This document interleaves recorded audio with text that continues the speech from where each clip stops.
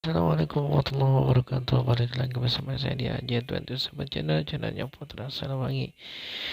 Bagaimana kabarnya teman-teman semuanya? Saya doakan mudah-mudahan dalam keadaan sehat walafiat, selalu dalam lindungan Allah Subhanahu wa taala. Dan saya ucapkan terima kasih kepada teman-teman yang sudah like, komen, dan subscribe channel saya, yang sudah bantu mengembangkan channel saya. Saya doakan mudah-mudahan Allah Subhanahu wa taala ganti semua yang telah kalian berikan kepada saya.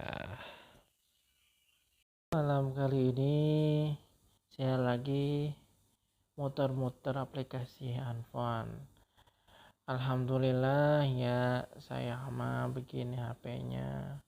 Cuman bisa sebenarnya sih di setiap di Play Store itu banyak kitab-kitab yang bisa kita pelajari. Kalau misalnya teman-teman misalkan mau kemana-mana gitu kan, terus pengen sambil ngafalin ya kan, misalkan ini misalkan teman-teman lagi nongkrong sendirian sambil ngopi sambil ngerokok gitu ya. Kalau saya sih nggak ngerokok. Nah, apa sambil nongkrong gitu kan sendirian jenuh, namanya orang yang sudah cinta sama kitab kan gitu. Ini kondisi lagi di luar pesantren gitu kan, pengen sambil ngulang-ngulang gitu, soalnya besok mau talaran atau mau apa gitu kan, atau restoran, atau mau ada tugas apa ngajar gitu kan. Nah, sebenarnya di aplikasi Play Store itu banyak kitab-kitab yang bisa kita download, bisa ambil ya teman-teman. Saya juga sama sebenarnya. Biasanya saya sih upload itu motor-motoran gitu. Terus kadang-kadang makan gitu. Nah, sekarang karena saya sudah kemungkinan beberapa saat lagi saya sudah mulai melaksanakan kewajiban saya gitu sebagai pelajar gitu di pesantren. Nah, dalam kesempatan kali ini saya mah kalau ngajar ya, saya juga sebenarnya masih belajar ya teman-teman. Ini mah saya mau ngajak teman-teman nih, kita belajar bareng gitu. Kebetulan tadi sudah download kitab ini dia teman-teman. Kitabnya mungkin biasa aja ya gitu. Kelihatannya kitab anak SD, padahal ini jujur isinya itu sangat bermakna banget. Jadi kitab Akhlakul Ilmanin yang ini juz 1, saya lagi nyari juz 2, juz 3 sampai juz 4 nya. Jadi kitab Akhlakul Ilmanin itu ringkasan binaan buat anak-anak kita, buat diajarkan kepada anak-anak kita yang sudah punya keturunan atau yang punya adik, ini bisa diajarkan kepada adiknya bagaimana kita itu beretika dimanapun kapanpun.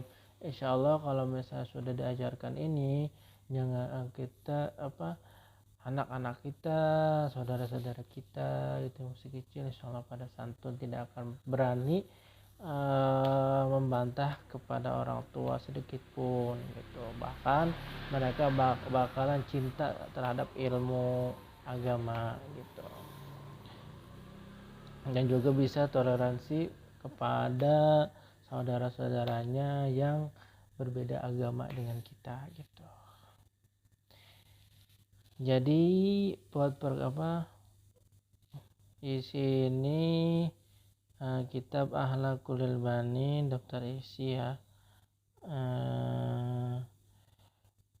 Ini udah sering banyak di pesantren-pesantren yang yang mempelajari kitab ini gitu, cuman tidak ada prakteknya gitu. Sebenarnya sih kalau lebih nyaman itu, lebih enak itu kita belajar sambil mempraktekannya teman-teman gitu. kita nasihatin. Sebenarnya saya juga jauh ya dari akhlak baik itu ya, jauh banget gitu. Cuman ini saya ngajak buat teman-teman supaya kita baca bareng, siapa tahu kita bisa ajarkan kepada saudara kita, kepada anak-anak kita kelak gitu. Kalau saudara kan bisa sekarang-sekarang gitu, bisa. Tapi ingat ya teman-teman, kalau kita mengajarkan sesuatu itu jangan sekaligus brek kita ajarkan, bertahap. Sebenarnya bagaimana kita nanam padi atau nanam buah-buahan. Kebanyakan sekarang kan instan okulasi itu ini ya. Tapi tetap walaupun instan okulasi lewat cangkokan, beda hasilnya dari kalau misalnya kita tanam dari buah, dari bijinya langsung gitu. Bangga rasanya gitu. Misalkan kita nanam jeruk atau nanam apel ya, atau nanam mangga dari bijinya, bukan okulasi tanamannya, bukan dari cangkokan. Atau nanam rambutan itu bukan cangkokan. Nah, kita tanam dari bijinya. Terus yang satu kita tanam dari biji, yang satu kita tanam hasil cangkok gitu. Ketika tumbuh itu hasilnya akan berbeda dengan yang dicangkok. Kalau yang dicangkok itu memang buahnya bagus, rasanya pasti sama, manis gitu. Tapi beda hasilnya kalau misalnya kita rasanya gitu, rasanya bukan rasa buahnya juga, rasa dari hati kita. Ini tanah kita tanam dari biji sampai besar, sampai berbunga, berbuah. Kalau kita mengurusnya dengan baik pasti berbunga, berbuah, terus kita rasakan. Ini jadi bahan istilahnya, jadi sebuah motivasi buat kita. Ini kita tanam dari biji. Nah, terus sampai sampai kita tuh penuh perjuangan sampai kita makan gitu teman-teman. Beda sama yang dari cangkokan. Nih kita cangkok, kita tanam, yang sudah tua terus berbuah, itu tetap aja beda. Enggak, misalnya ya dari cangkok dari sana lah gitu, istilahnya beda lah kalau kita ini dari tanaman, walaupun lebih cepat yang dicangkok itu juga kalau dari cangkok itu belum tentu jadi gitu, pasti ada gagalnya juga gitu. Beda sama kalau kita tanam dari biji. Misalnya teman-teman habis makan durian lempar aja misalnya buang ke tempat sampah gitu, jarak seminggu itu sudah tumbuh gitu. Beda sama yang yang dicangkok gitu, habis dipotong belum tentu itu numbuh. Kalau misalnya kita salah memotongnya tetap aja itu mati. Itu beda sama yang dari bijinya gitu. Nah begitu juga ini kalau misalnya anak-anak kita ditanamkan akhlak dari kecil, insya Allah insya Allah bisa beretika dengan baik, sopan santun, insya Allah jadi seorang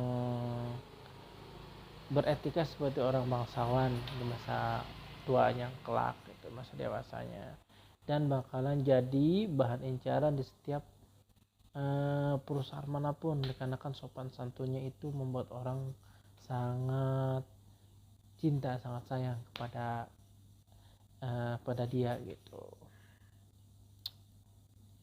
Nah, jadi kitab ini itu kitab Ahlakul Banin, ada juga namanya kitab Ahlakul Banat khusus untuk perempuan. Jadi sebenarnya sih kalau yang pertama ini umum ya, paling bedanya dinasoiul amahnya doang di bab terakhirnya gitu. Ini kita baca bab awalnya dulu ya. Kita baca bareng-bareng. Bismillahirrahmanirrahim. Sebelum kita baca kitabnya, kita bacakan Al-Fatihah dulu untuk penyusun atau pengarang kitab ini. Itu saya Muhammad Baraja. Al-Fatihah.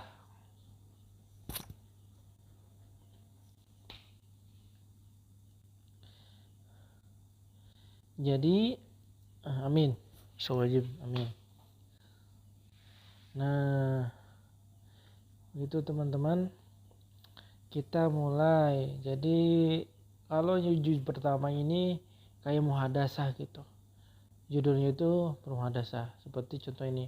Bimada yatakhallaqal walad gitu. Dengan apa seorang anak itu harus beradab. Nah, dijawablah sama ini, dia kasih pertanyaan, dia kasih jawaban juga. Al waladul adib. Nah, bimada yatakhallaqal walad. Nah, kita buka, oke teman-teman. Nah,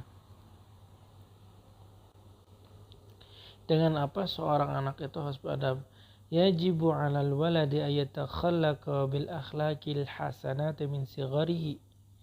Diwajibkan atas seorang anak untuk berakhlak dengan akhlak yang sempurna, yang bagus di waktu kecilnya. Li'aisha mahbuban fi kibarihi, agar dia hidup dicintai di masa besarnya. Yardu anhu rabbuhu wa yuhibbuhu ahluhu wa jami'un nas. Sehingga Allah ridho kepadanya, orang-orang juga keluarganya mencintainya, sayang sama dia. Wa jami'un nas, dan semua orang juga cinta kepadanya, sayang kepadanya. Wa yuhibbu alaihi aidan,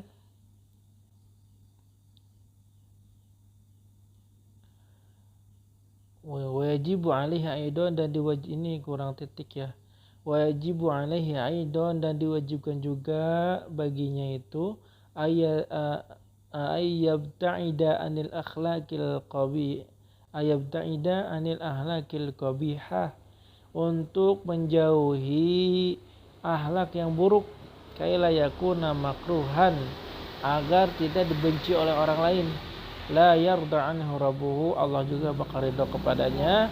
Wala yuhibbuhu ahluhu, bahkan keluarganya juga gak bakal cinta sama dia. Wala ahadu minanas, sama orang pun tidak mencintainya gitu.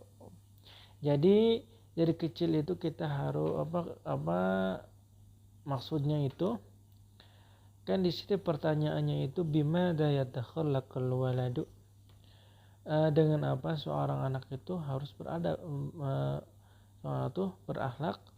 Jadi diwajibkan kepada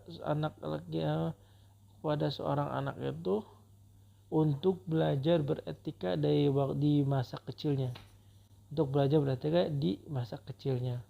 Dari kecil harus ditanamkan etika, harus diajarkan adab, harus diajarkan sopan santun,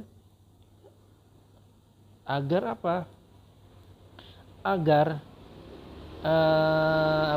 dia itu hidup tuh tenang, dia hidup orang-orang itu sayang sama dia gitu. Gimana kalau misalnya kita melihat orang itu seorang anak itu santun, baik, terus sopan, pasti kita juga sayang sama dia, ihtiram sama dia, cinta sama dia. Kayak pengennya tuh ngasih dia gitu. Pengennya ngelindungin dia, orangnya baik, santun gitu. Dan juga kalau misalnya orang ini etikanya baik, perilakunya baik, kita sebagai misalkan kita itu seorang bos gitu, punya karyawan yang sangat santun, baik, sopan, amanah gitu kan, bisa jaga etikanya, melayani tamu dengan baik, otomatis kita juga menjadi suatu kebanggaan bagi kita gitu. Bagi orang tua juga menjadi suatu kebanggaan kan. Sampai yardu anhu rabbuhu, Allah juga bakal ridho sama dia gitu. Rezekinya lancar, terus dia selalu bersyukur, rendah hati. Kalau Allah, cirinya kalau Allah udah cinta sama dia itu selalu rendah hati, baik, santun, ibadahnya rajin, sopan, tidak pernah membantah sama orang tuanya, tidak pernah membentak ibunya, dia selalu sayang ibunya meskipun ibunya galak, meskipun ibunya misalkan beda agama, tapi kalau Allah sudah cinta sama dia sudah ditanamkan akhlak dari kecilnya, pasti dia itu bakalan santun, bakal cinta sama ibunya. Terus Disebutkan wa yuhibbu ahluhu, untuk keluarganya bakal sayang sama dia. Anak-anak baik, siapa juga yang nggak sayang sama anak yang baik kan? Wajib, bahkan semua orang juga bakalan cinta. Jadi apa namanya, gimana kalau orang baik dari kecilnya baik apa sampai dewasanya baik, jadi orang apa, sebuah kebanggaan bagi orang-orang, sebuah, bahkan orang juga sangat sayang sama dia, mudah jodohnya, mudah rezekinya, mudah gitu. Karena apa? Karena baik, akhlaknya baik gitu. Terus beda sama yang lawannya ini, wajibu alaihi aidon ayyabta'ida an akhlaqil qabihah. Nah, jangan apa namanya, diwajibkan juga harus, nah bukan jangan, harus menjauhi perbuatan buruk, akhlak yang buruk. Gimana sih teman-teman nih kalau misalnya melihat orang itu beretika buruk, gak ada sopan santunnya, pasti kesal kan, pasti kesal, jijik, walaupun dilarang jijik ya, jijik, gak mau lihatnya juga gitu orang, pasti jadi bahan omongan lucu. Kalau misalnya ada anak itu, wah anaknya itu begini, anak itu begini, ngapain, jangan deket-deket, jangan ini, hati-hati sama dia. Itu dikarenakan apa? Etikanya buruk. Allah juga maka ridho, cirinya Allah gak ridho itu orang-orang benci sama kita gitu. Cirinya Allah gak ridho gitu, beda sama ujian. Jadi bahan cemoohan orang lain gitu, Allah juga bakal ridho sama dia. Keluarganya bakal jadi apa, keluarga juga bakal merasa keberatan sama dia, merasa terpuruk sama dia gitu, adanya dia itu merasa tersakiti gitu. Karena kenapa? Anak, cirinya anak yang tidak berakhlak itu dia berani membentak ibunya, dia gak sopan sama orang tuanya, masuk orang main selonong boy, ada orang tua nggak tahu sopan santun, main gimana aja gitu.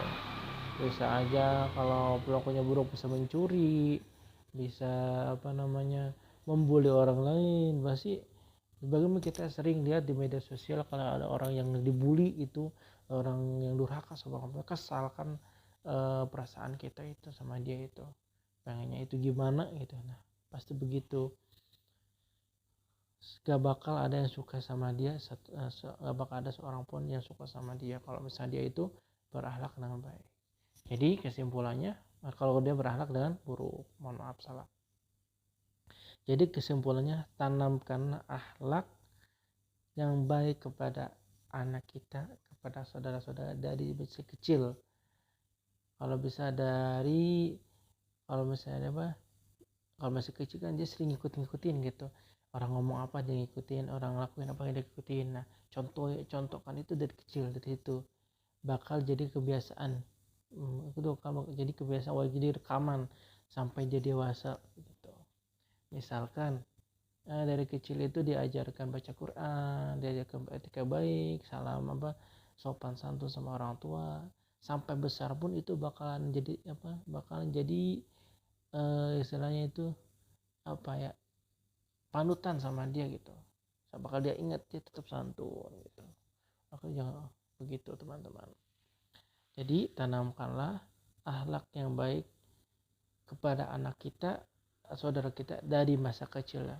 Walaupun meskipun kita ini apa, masa lalu kita buruk, masa lalu kita jelek, tapi jangan sampai anak-anak kita itu mengalami hal yang sama seperti kita. Misalkan bekas perampok, mohon maaf ya, bekas perampok, terus atau bekas mafia, atau bekas pembunuh gitu. Ya masa lalu biar berlalu, jangan sampai anak kita jangan sampai anak kita mengalami hal sama seperti kita gitu. Kalau misalkan gimana gini, saya nggak bisa ngedidik, gimana, titipkan dia di pesantren dari kecil. Nah ada yang mendidik dari kecil, atau dititipkan sama ustadznya gitu. Tapi harus pilih-pilih ustadznya juga, harus dilihat dulu ini baik apa enggak. Jangan sampai pas dia masukin apa, dititipin ke seorang ustadz, seorang kiai itu kan, apa namanya, malahan jadi tambah buruk gitu.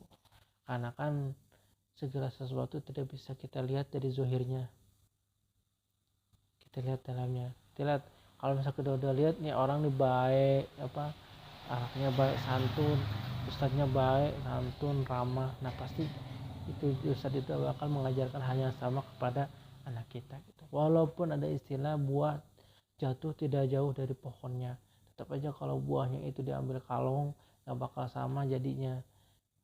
Walaupun tetap jatuhnya itu walaupun di dekat akar pohonnya, kalau misalnya tanahnya curam bakal menggelinding jauh dari tempat yang sama.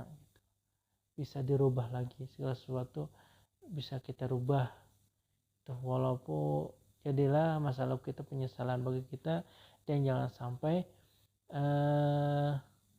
apa ya, jangan sampai membuah kepada anak kita. Mungkin itu saja ya teman-teman, untuk malam ini cuma cukup satu bab aja.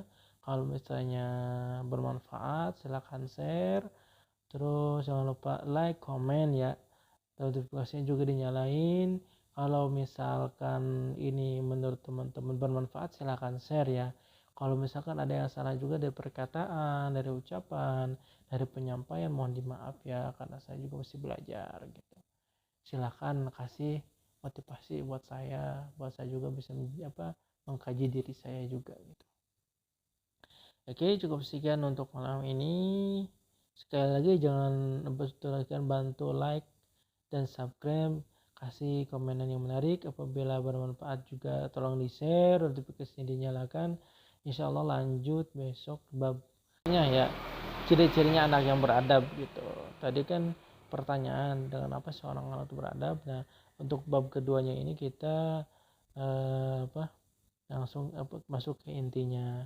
Sekian ya untuk malam ini. Terima kasih buat teman-teman yang sudah menonton.